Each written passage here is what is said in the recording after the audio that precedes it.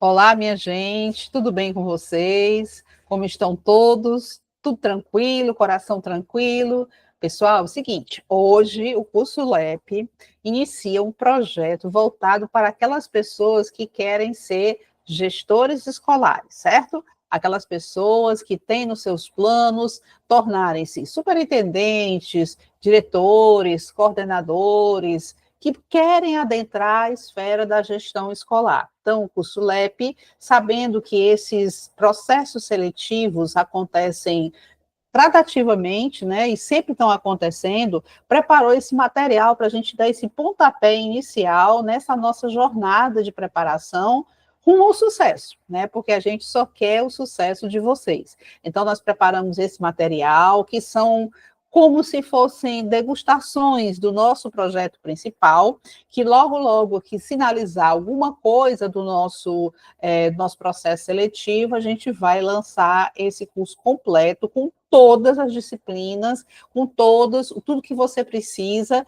concatenado com aquilo que está no edital. Aí você pode me perguntar, professora Léo, como é que você sabe que pode cair isso aqui que a gente vai começar a falar hoje? Eu sei porque a gente tem experiência e sei também porque a gente se baseia sempre no último edital. E a tendência é que esses editais repitam mais ou menos o mesmo conteúdo. Mas agora eu vou explicar para vocês como é que funciona esse nosso projeto. Vamos aqui ao nosso materialzinho, né, gestor de Fortaleza, são aulas abertas que vão ficar disponíveis para você no YouTube. Vamos lá, vamos conversar um pouquinho sobre isso aí para eu apresentar o nosso projeto. Olá, futuros gestores escolares, estamos aqui numa missão super especial. Iniciaremos nesse momento sua preparação para o processo seletivo para gestores escolares, que tem previsão de acontecer em breve. E sempre está acontecendo, né, minha gente? Não é uma coisa que acontece aqui e acolá, não. Ele tem uma certa periodicidade. Uma peculiaridade desses editais é que são tornados públicos com data da prova iminente, ou seja, às vezes o edital é lançado hoje, né, para a prova daqui a 30 dias, 40 dias. Então, o tempo de preparação é muito diminuto. E a gente tem que levar em consideração que nós, que trabalhamos em escolas, que temos essa rotina escolar tão atribulada, nós, às vezes, não temos tempo de uma hora para outra fazer uma mágica, abrir-se mais algumas horas no nosso dia para a gente poder estudar. Então, essa preparação, ela precisa ser gradativa, tranquila, bem parcelada, de forma que possa ser assimilado o conteúdo. Agora, tem uma coisa, né, minha gente? Tem que ter uma disciplinazinha, tá?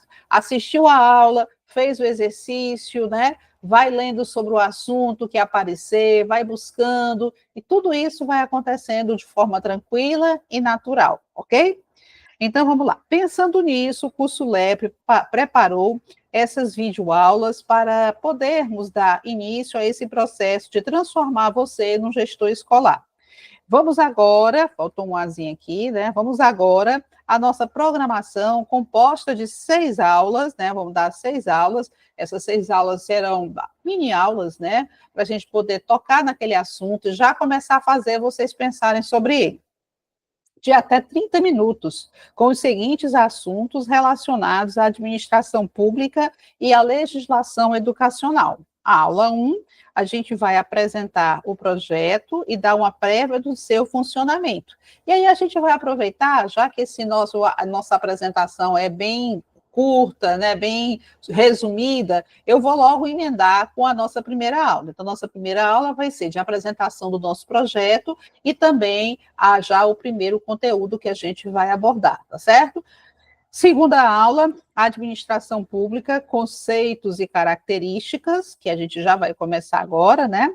Princípios da administração pública, na nossa aula 3, Plano Nacional de Educação, Lei Brasileira de Inclusão da Pessoa com Deficiência, e que não podia faltar o nosso Estatuto da Criança e do Adolescente. Então, a gente vai postando essas aulas no YouTube e você vai poder assistir quantas vezes quiser. Inclusive, dá também a dica para os seus colegas aí para conhecer esse nosso projeto. Tá combinado assim? Então, vamos lá.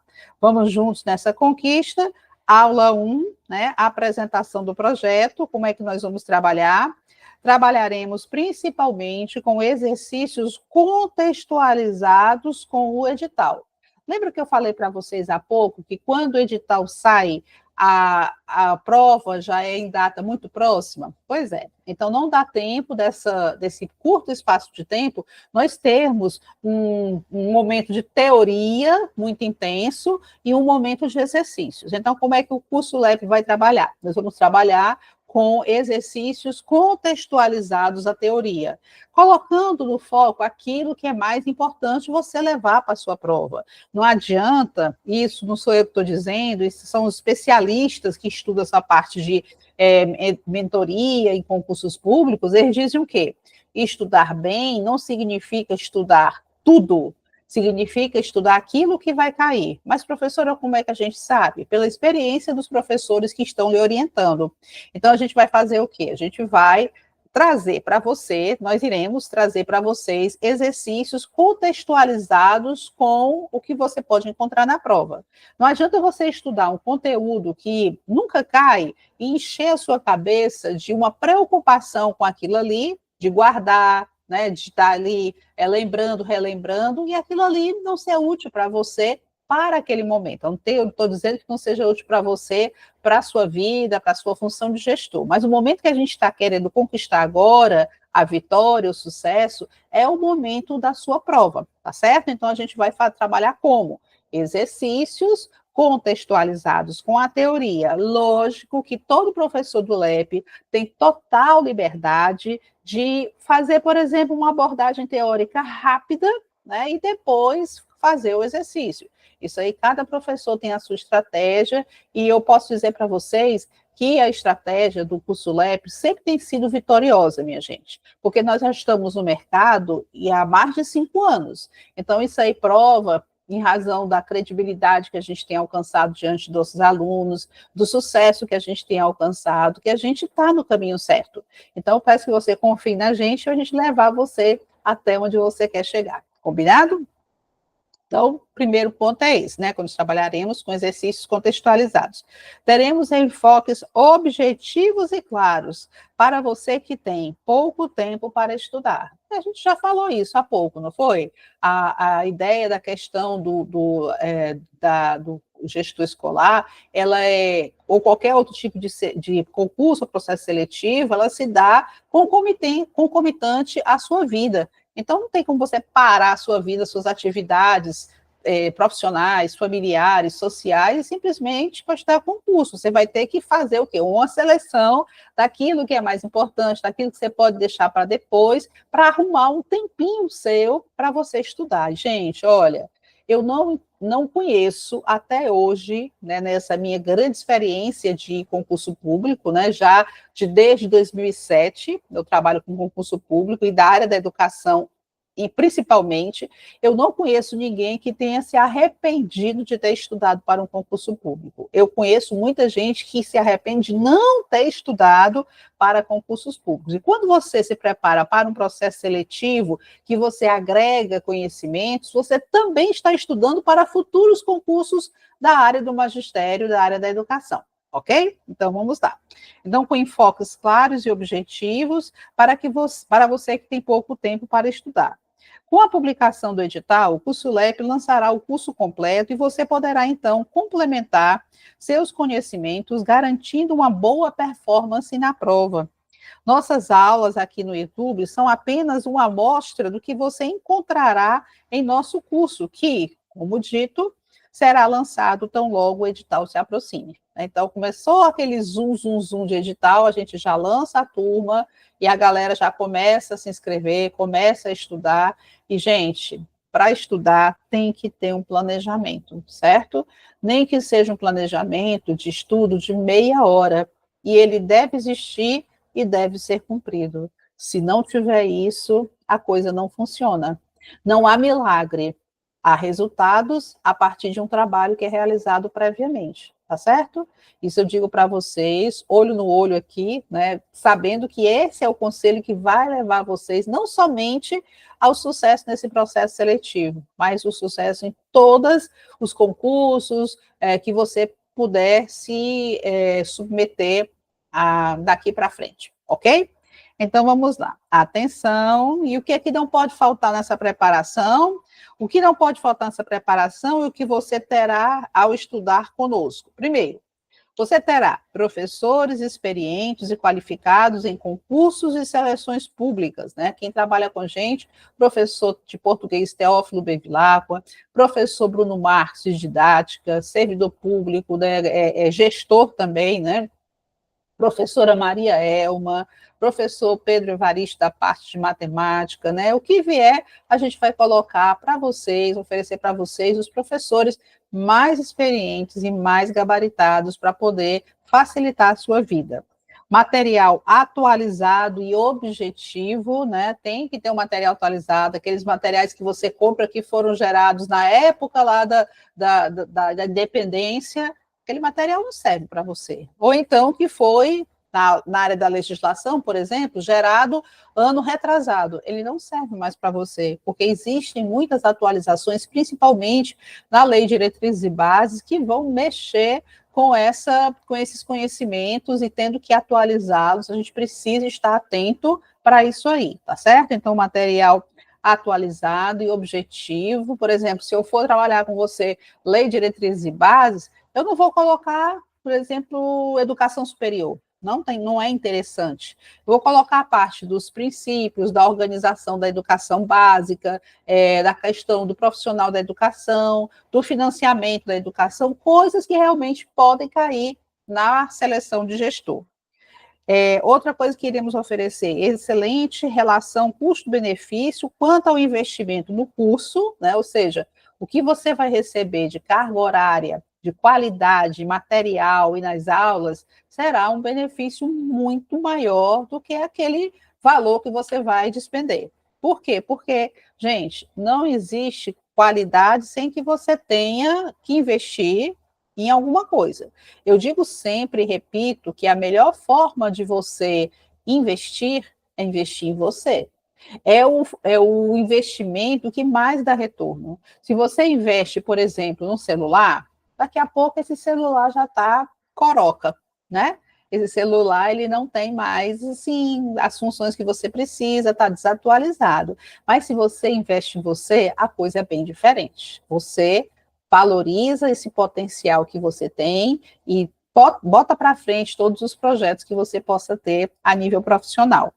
E por último aqui, minha gente, sua determinação. A gente precisa que haja sua determinação em vencer mais um desafio profissional, sendo constantemente estimulada por nossos professores. Os professores sempre vão estar dando aquela espetadinha, às vezes é uma espetadinha que dói, né? Porque a espetadinha dói, né? A gente diz uma coisa que o aluno não gosta de ouvir. Mas por que ele não gosta de ouvir? Porque ele não está conseguindo fazer. Mas a gente não faz isso por maldade. A gente faz isso para poder ajudar você a acordar, sacudir para que você possa ver, olha, você é capaz, vamos caminhar, é difícil, mas eu tenho 5 filhos, não sei quantas atribuições, mas você pode, de alguma forma, nem que seja bem fracionadozinho, separar um tempo para você, separar um tempo para o seu crescimento profissional e pessoal, tá certo?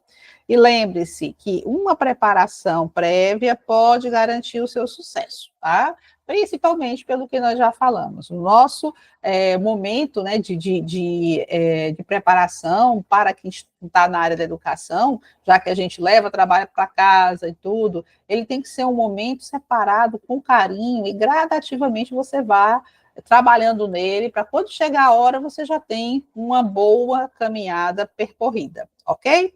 Então, como eu disse para você, a aula 1, que era a aula de apresentação, é essa aí, e eu já vou colocar emendadinho aqui a nossa aula número 2. As outras aulas vão ser todas diferentes, né? Assim, individualizadas, mas essa aqui a gente vai fazer dessa forma para poder a gente dar um prosseguimento nisso que a gente já tinha falando, ok? Gente, nossa aula 2 vai falar sobre a administração pública, ok?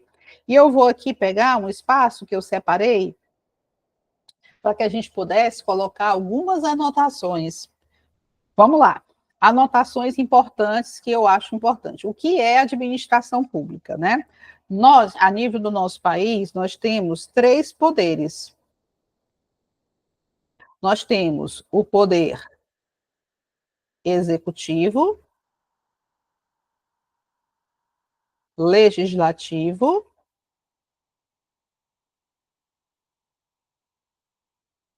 e judiciário. Pronto. Cada poder deles, diz a Constituição, que eles são autônomos e independentes. E o que quer dizer isso? Quer dizer que eles não podem interferir no funcionamento do outro. Obviamente que vai haver momentos em que, por exemplo, o governador do estado vai até a Assembleia Legislativa prestar contas. Mas por que ele precisa prestar contas? Ele está prestando contas à Assembleia Legislativa? Na realidade, ele está prestando contas à sociedade, porque ali na Assembleia Legislativa é onde estão os representantes do povo. E é para a sociedade que o governador do estado tem que prestar contas do que ele está fazendo, do que ele já fez e do que ele irá fazer, tá certo?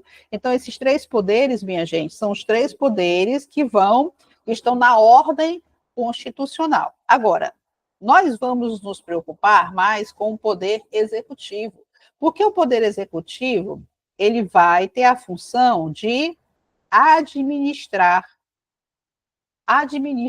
os interesses da sociedade. O legislativo é aquele que faz a parte das leis e o judiciário é aquele que aplica as leis nos casos concretos, certo?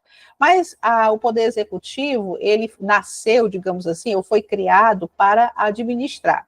Existe um decreto-lei da década de 60, né? É o decreto-lei 200, que ele apresenta uma configuração da administração pública, como ela deve se organizar. Então, vamos lá. A administração pública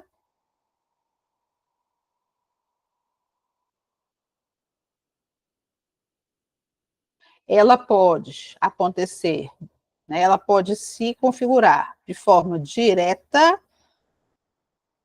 e de forma indireta. Acho que você já ouviu falar em algum momento da sua vida sobre administração direta ou administração indireta, certo? Muito bem.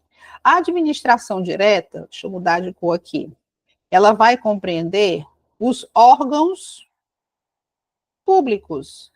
Ah, professora Léo, então, os órgãos públicos, por exemplo, Secretaria de Educação, estão dentro da administração direta? Perfeito. Isso é uma questão que poderia estar na sua prova. A Secretaria de Educação, dentro da configuração do que representa a administração pública estadual, se encontra no âmbito da administração direta. Já a administração indireta, ela tem uma outra configuração. Ela é formada de autarquias, fundações públicas, empresas públicas e sociedade de economia mista, certo? Então, é a nossa AFES, AFES. Então, as entidades da administração direta aqui são órgãos, certo? E aqui são entidades, a gente chama de entidades. A gente não chama, por exemplo, o DETRAN de órgão, a gente chama o DETRAN de uma entidade. Então, são entidades da administração pública indireta. E por que, professora Léo, que existem essas entidades? Gente, é o seguinte, tá? Vamos imaginar que está nascendo hoje um município qualquer, ou um estado, certo? Tanto faz, serve para o estado, serve para o município também. Esse município, ele está nascendo e ele tem que ter, dentro da sua administração, órgãos que vão configurar o interesse público na saúde, na educação, no turismo, na infraestrutura, nos transportes. Então, ele vai criar as secretarias. Então, no município vão nascer primeiro o quê? Os órgãos, as secretarias, certo? Mas vamos supor que esse município ele alcançou ao longo do tempo um crescimento assim estrondoso, né? As necessidades municipais passaram a ser extremamente diversificadas, muita coisa aconteceu nesse município, ele cresceu demais. E os órgãos sozinhos, eles não estão dando conta de fazer esse trabalho de servir bem à sociedade. Então, existe um processo que a gente chama um processo de, vou puxar só uma setinha aqui, tá? Descentralização administrativa. Significa o quê? Que o que estava centralizado só em órgãos, algumas coisas vão ser passadas para aquelas entidades, ok? Agora, professora Léo, então quer dizer que essas entidades elas vão ficar subordinadas aos órgãos públicos? A resposta é não, porque elas vão ter personalidade jurídica própria, certo? Elas não vão ficar subordinadas, não vão ficar, elas vão ficar, eu posso dizer, ligadas, concatenadas, né, com o interesse que tem que ser de um e de outro, porque o interesse final é da sociedade, mas jamais elas vão ficar hierarquicamente submetidas, subordinadas aos órgãos públicos. Elas vão ganhar uma personalidade jurídica própria, patrimônio próprio, e a partir daí elas vão fazer a função que lhes ficou delimitada através da lei ou do registro que a criou, tá certo? Então, isso aqui, minha gente, é uma configuração básica para a gente entender, quando se fala em administração pública, do que nós estamos falando. Então, nós vamos agora ver aqui a pequena abordagem teórica que eu trouxe para você, certo? Sobre administração pública. Eu não queria ler o conceito logo de cara, porque eu acho que se a gente der uma explicadinha antes, esquentar os neurônios antes, acaba que fica melhor para a gente entender o conceito, ok? Então, a administração pública é dividida em administração direta e administração indireta. A gente até conhece essa administração direta como administração centralizada e administração direta descentralizada. Aquela que recebeu, né, uma tarefa específica dentro de um processo de descentralização administrativa. A administração direta é composta pelos órgãos diretamente ligados aos entes da federação, que são, quais são os entes federativos? A União, que é o Brasil, os estados, Ceará, Piauí, Maranhão, São Paulo, Rio Grande do Norte, Distrito Federal e os municípios, certo? Então, tá dentro dessas estruturas aí, federativas, os entes federativos, existe essa divisão. A administração indireta é feita por órgãos descentralizados. Professora, mas você que falou que era entidades, dependendo, minha gente, da definição que você pegar do autor, ele pode variar essa nomenclatura, certo? A nomenclatura mais usual é entidades. Órgãos descentralizados e autônomos, essa autonomia aqui é muito importante, porque está dentro daquilo que eu falei para você, que não há subordinação. Quando, por exemplo, é como se eu dissesse assim, você, João, que está me escutando, você agora vai ter a incumbência de comprar o leite todo dia para a escola, certo? Dentro daquela função de comprar o leite, o João não precisa perguntar todo dia para mim, compra o leite, diretora, né? Ele vai ter recurso, ele vai já ter determinada aquela sua incumbência de fazer aquela tarefa, tá certo? Ela tem autonomia, mas sujeitos ao controle do Estado. Gente, não ser subordinado não quer dizer que a pessoa não tem um controle. Mas como assim, professora? Qual seria esse tipo de controle? Seria um tipo de controle que a gente chama de controle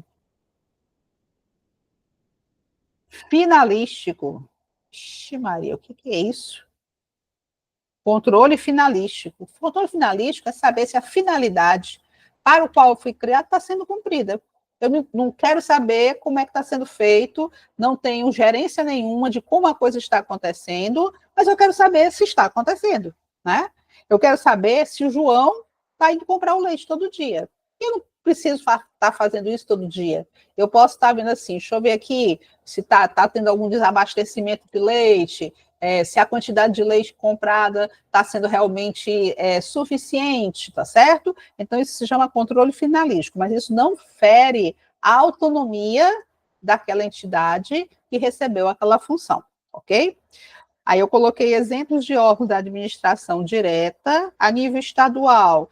as secretarias estaduais, né, Secretaria de Educação, Saúde, Turismo, Transporte, Infraestrutura, Recursos Hídricos, exemplo de órgãos da administração indireta, quando eu falo órgãos, né, dentro daquela perspectiva, o DETRAN, a nível estadual, a EMATERCE, também a nível estadual, né, vai cuidar da questão da agricultura, a Companhia Docas, que vai ter concurso aí, né, está anunciado aí, está previsto, e outros que estão por aí. Só estou colocando aqui digamos assim, uma prévia para vocês sentirem mais ou menos como é que a coisa funciona. Mas aquele esqueminha que eu fiz ali, minha gente, ele é muito tranquilo para você entender em linhas gerais, porque na prova ele não vai querer de você que você seja um expert em administração pública, certo? Ele vai querer que você conheça ou compreenda mais ou menos como a coisa funciona. Então, esse é o tipo de questão que eu coloquei aqui, o nível de questão que pode cair para você. Então, vamos lá. Foi uma questão que caiu para a Universidade Federal Fluminense para analista em administração. Qual é o principal objetivo da administração pública e quais são os princípios constitucionais que devem ser seguidos para a sua efetivação? Então, vamos lá. O principal objetivo da administração pública é garantir a estabilidade política do país, seguindo os princípios da razoabilidade, proporcionalidade e segurança jurídica. Essa parte dos princípios a gente vai falar no momento subsequente. Então, vocês fiquem tranquilos que a gente vai alargar essa parte dos princípios, que também é muito importante para o contexto da sua prova. Mas será que o principal objetivo da administração pública é garantir a estabilidade política do país ou é cuidar administrativamente dos interesses da sociedade? Então essa já está errada. Letra B. O principal objetivo da administração pública é promover o bem-estar social, sim, seguindo os princípios da efetividade, transparência e participação popular. Gente, eu não posso dizer que o principal objetivo da administração é só promover o bem-estar social e essa questão de participação popular, porque esse negócio de participação popular, ela está muito ligada à questão relacionada a participação do ponto de vista político, né? E a gente sabe que a administração pública é o ponto de vista administrativo, é gerir os interesses da sociedade. Letra C. O principal objetivo da administração pública é garantir o desenvolvimento econômico do país. Será que é isso? Não. Não mexer com a economia? Não. Seguindo os princípios da competitividade? Não, não existe esse princípio aí. Livre iniciativa? Também não. E propriedade privada? Essa aqui está cheia de probleminhas, essa opção. E a letra D, que obviamente vai ser o nosso gabarito, o objetivo da administração pública é o interesse público, seguindo os princípios constitucionais da legalidade, da impessoalidade, da moralidade, da publicidade e da eficiência. Então, minha gente, quando se falar em administração pública, lembra logo de gerenciamento do interesse público da sociedade, dos interesses da sociedade, daquilo que a sociedade precisa para sobreviver, para ter o seu controle, a satisfação das suas necessidades principais, ok? Então, vamos lá, gabarito, letra D. Questão número 2. É órgão da administração pública direta. Vamos lá. Empresa pública, minha gente, está na administração direta, deixa eu afastar um pouquinho, ó. Empresa pública, onde é que tem empresa pública aqui, ó? Exemplo de empresa pública, Correios, Caixa Econômica, são empresas públicas, certo? Eles estão na administração direta ou indireta? Indireta. Segunda, autarquia. Aqui é autarquia. Administração pública indireta. Sociedade Economia Mista, olha aqui, ó. Sociedade Economia Mista, Léo, qual é um exemplo aí? Banco do Brasil, Petrobras, Banco do Nordeste, né? São todas sociedades de economia mista, isso a nível federal. A nível estadual, municipal, no entanto, porque como a questão administrativa municipal ela é mais tímida, poucos municípios, ou muito poucos municípios, né, em razão do número de municípios que nós temos, vão ter essa estrutura de administração indireta. Né? Às vezes tem uma ou outra entidade, tudo, mas municípios grandes, como Campinas, né, São Paulo, Fortaleza, aí eles têm realmente essa estrutura mais necessária, vamos dizer assim. Então, minha gente, nenhum deles, né, nenhum deles é da administração pública direta. Todos são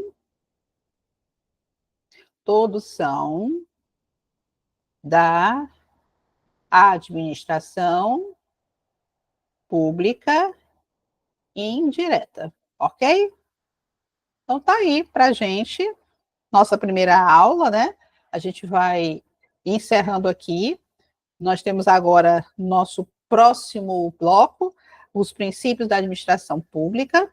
Espero que vocês tenham gostado. Qualquer tipo de dúvida, vocês podem entrar em contato comigo. Meu Instagram está aqui, mas é @profaleomendes. Pode mandar áudio e na medida, na proporção que eu for, que for sendo possível, eu vou respondendo para vocês, tá certo? Então, encerramos esse nosso primeiro momento e aguardo você para a nossa segunda aula sobre princípios da administração pública. Até lá!